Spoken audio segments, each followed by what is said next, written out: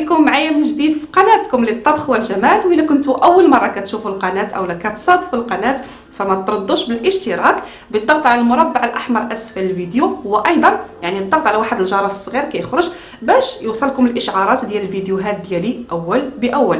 اليوم غادي نشوفوا يعني وصفه طبيعيه لصباغه الشعر باللون الاسود وايضا تغطيه مثاليه للشعر الابيض، فنمشيو نشوفوا المكونات ومن ثم نشرح كيفيه التطبيق.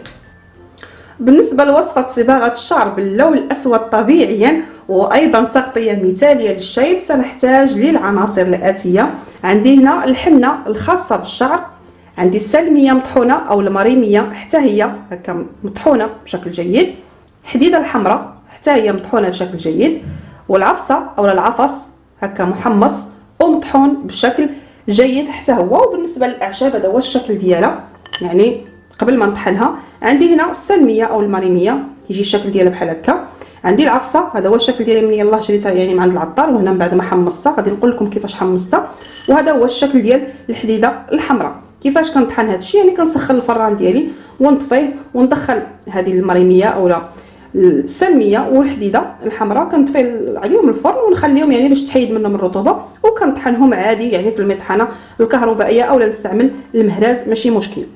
بالنسبه للعفصه اولا هذا العفص يعني ضروري ومؤكد اننا نحمصوه. كتشوفوا يعني التحماص ديالو تقريبا بحال التحرق. ضروري هذه الخطوه الا طحناه يعني بحال هكا على الشكل ديالو الحالي اصلا يعني قاصح ما كيبغيش يتطحن وما كيعطيناش اللون يعني اللي بغينا يعني اللون الاسود. فضروري كندير يعني ملعقه صغيره من زيت المائده يعني في شي مقلاة اللي تكون خاصه بالوصفات الطبيعيه، وكنحط العفص ديالي تقريبا 20 درهم يعني 20 حبه اللي درت انا اللي درت هنايا اللي استعملت، وكنوضع يعني المقلاة فوق النار وكنبقى نحمص هذا العفص يعني غير بشويه على نار اللي هي مهيله حتى يتحمص بشكل جيد هكا ويبان بحال التحرق، ونطفي عليه المقلاة ونخليه حتى يبرد تماما ونطحنه في المطحنه الكهربائيه اولا ندقو في المهراز. ضروري يعني نديروا هذه الخطوه هذه باش كيخرج داك السواد اللي فيه. الا ما درناش هذه الخطوه راه اللون ما كيكونش يعني اسود يعني بشكل جيد، يعني ما كيخرج لناش اللون بشكل جيد. فنشوفوا كيفاش غادي نحضروا هذه الوصفه.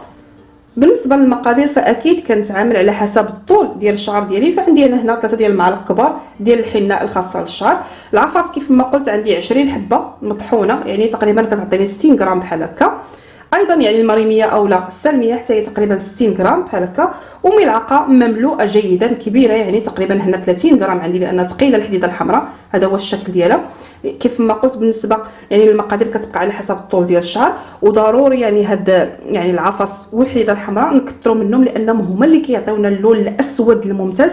وهاد الوصفه يعني ممتازه كتعطينا اللون من اول استعمال. والسلميه او المريميه حتى هي كنعرفوا ان عندها قدره كبيره انها تخفف من وطأة الشيب. فكيفاش غادي نحضروا هاد الوصفه؟ سهل يعني كنشد هكا النواشف كنضيف النواشف مع بعضها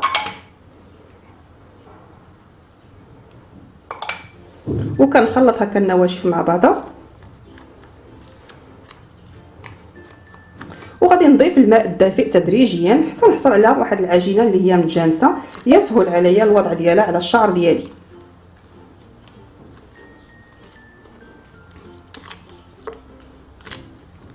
هنا كيف ما كتشوفوا انا حصلت على واحد الخليط اللي هو متجانس. هذا هو الشكل ديالو، هذا هو القوام ديالو. فكيفاش غادي يعني نوضع هذا الخليط؟ يعني قبل ما نوضعه غادي نغطي هذا الخليط ديالي بوسط يعني بلاستيك اللي هو غذائي ونخليه على الاقل يتخمر ما بين ساعه حتى ساعتين باش المكونات يعني تتفاعل مع بعضها. وملي نبغي نوضع الخليط على الشعر ديالي غادي اكيد نسرح الشعر ديالي بشكل جيد ونحيد منه التشابك ونوضع قفازات لان الخليط كيصبغ، ونوضعو على الشعر ديالي ونخليه واحد 3 اولا على الاقل 5 ديال السوايع ماشي مشكل. هادو يعني مواد طبيعيه ما نخافش منها.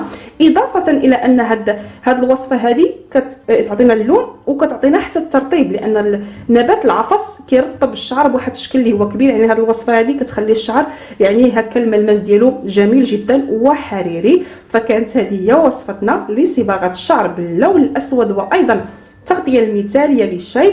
فاكيد الى عجبكم فيديو اليوم ما تنسونيش من لايكاتكم، وشكرا جزيلا على حسن تتبعكم والى فيديوهات قادمه ان شاء الله.